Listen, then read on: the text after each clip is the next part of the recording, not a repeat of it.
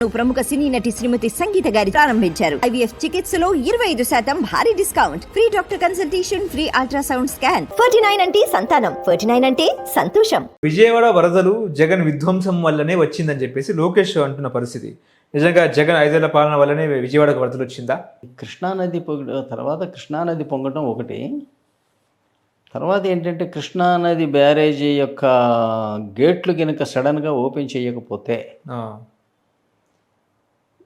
వీళ్ళ ఫామ్ హౌస్లు, దీంతో పాటుగా ఏంటంటే కొత్తగా కట్టబోయే అమరావతి, ఇవి కూడా నీళ్లలో మునిగి అమరావతి పనికిరాదన్న ప్రచారం జరుగుతుంది. ఆల్రెడీ అవకాశం ఉంది, జరుగుతుంది సార్. అందువల్ల టక్కన ఓపెన్ చేశారనేది ఒక ప్రచారం జరుగుతున్నది. ఇంకోటి ఏంటంటే ఆ బుడమేరు బాగు వరద కాలువలు తెగి అవి కూడా బయటకు వచ్చినాయి అనేది ఉంది. ఆ బుడమేరు వల్లనే ఖమ్మంకి ఎఫెక్ట్ పడింది. ఖమ్మానికే బుడమేరు, విజయవాడ, ఆకేరు, మున్నేరు, ఆ రకంగా మున్నేరు వాగు. ఖమ్మంలో సంగతి వేరు. ఖమ్మంలో ఏంటంటే యాక్చువల్గా మునేర్ రివర్ ఏంటంటే ఆ FTL లెవెల్లోనే చాలామంది ఇళ్ళు కట్టుకున్నారు. ఆ ఇళ్ళని మునగటం ఇది ప్రథమం కాదు. ఇంచుమించు ఏంటంటే ప్రతి 2-3 ఏళ్ళకి ఒకసారి మునుగుతూనే ఉంటాయి. కాకపోతే ఈసారి ఏంటంటే ఇంకొంచెం ఎక్కువగా కూడా వచ్చినాయి.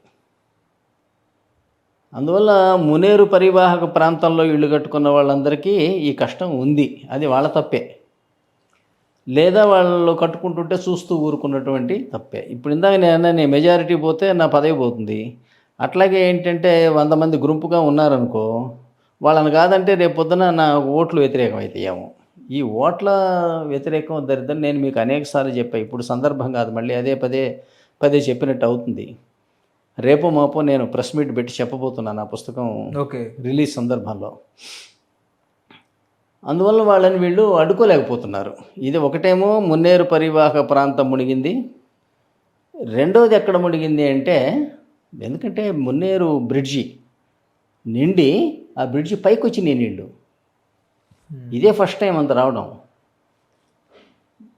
అది ఒక ప్రాంతం మునిగింది. రెండో ప్రాంతం మునిగింది ఏంటంటే ఈ లకారం చెరువు. ఈ లకారం చెరువులో ఏంటంటే బ్యూటిఫికేషన్ అనేది చేశారు. ఏదో ఒకప్పుడు గతంలో ఉన్న గొలుసుకట్టు చెరువులు, రఘునాథపాలెం చెరువు, అక్కడి నుంచి లకారం చెరువు నుంచి దంసలాపురం చెరువు, ఇట్లా ఒక చెరువు నుంచి ఒక చెరువుకు నిండితే నీళ్లు జరిగిపోతూ ఉంటాయి అన్నమాట. ఈ నాగార్జున సాగర్ కెనాల్స్ వచ్చిన తర్వాత బోర్వెల్స్ వచ్చిన తర్వాత, దానికి ఉచిత విద్యుత్ ఇయటం మొదలుపెట్టిన తర్వాత ఈ చెరువులను పట్టించుకునే పరిస్థితి పోయింది. ముఖ్యంగా మా దగ్గర లకారం చెరువులో ఏం చేశారంటే 2 బ్యూటీ స్పాట్లు ఏర్పాటు చేశారు. ఒకటేమో లకారం ట్యాంక్ బండ్ అని చెరువు మధ్యలో ఒక పెద్ద రౌండ్ చేసి దాన్ని ఒక 15-20 ఫీట్ హైటు గోడ కట్టేసి ఆ మధ్యలో నీళ్లు ఉంటాయి. ఆ నీళ్లలో బోటింగ్ ఉంటుంది. దాని మీద ఒక తీగల వంతెన ఉంటుంది. ఇవి చూస్తే అది ఒక మంచి పర్యాటక ప్రాంతంగా మారింది. దాని పక్కనే అంతే పెద్దది మరి ఇంకొక రౌండ్ ఒకటి చేశారు. దాని పేరు వాకింగ్ ట్రాక్ అని. ఈ 2 ఆ చెరువు ఉండవలసిన ప్లేస్లోనే ఉన్నాయి, చెరువులోనే ఉన్నాయి. ఇంత వరద ఏమో ఎప్పుడు రాలే, కానీ ఇవాళ ఇంత పెద్ద మరి పైన చెరువులు కూడా నిండిపోయి ఆ వరద ఇటేపు వచ్చేసరికి చెరువు ఏమో మనం ఆల్రెడీ 20 అడుగుల కట్టగట్టి రౌండ్గా కట్టేసి మూసేసాం. మరి ఎక్కడికి పోవాలి ఆ నీళ్లు? కనీసం వీళ్ళు ఆ నీళ్లు వెళ్ళిపోవటానికి ఒక దారి ఏదైతే ఉందో, ఒక కనీసం ఆ 30 ఫీటు వరద కాలం ఉంది. ఆ 30 ఫీట్ వరద కాలంని శుభ్రంగా ఒక 10 ఫీట్ డెప్త్లో పోయేటట్టు వీళ్ళు కట్టిన 2 రింగులు పక్క నుంచి ఉంది. ఆ నీళ్లు వెళ్ళిపోవటానికి దారి చేసినట్టయితే బాగుండేది. కానీ దారి ఏమో మూసుకుపోయింది. దాంట్లో గుర్రపు డెక్కే అది ఇది వచ్చింది. తర్వాత కుంచుకుపోయింది కొంత భాగం. ఇదంతా జరిగింది. అందువల్ల ఈ చెరువులో నిలబడవలసిన నీళ్లు చెరువులోకి పోయే దారి లేక ఆ ఒడ్డునే ఉన్నటువంటి కవిరాజనగరం ఆ ప్రాంతాల్లో ఇళ్లలో నీళ్లు మునిగినాయి. ఇంతే జరిగిందైతే, పొరపాటు అయితేనేమో ఇదే. ఎవరు కూడా కావాలని కబ్జా చేయటం వల్ల జరిగింది కాదు.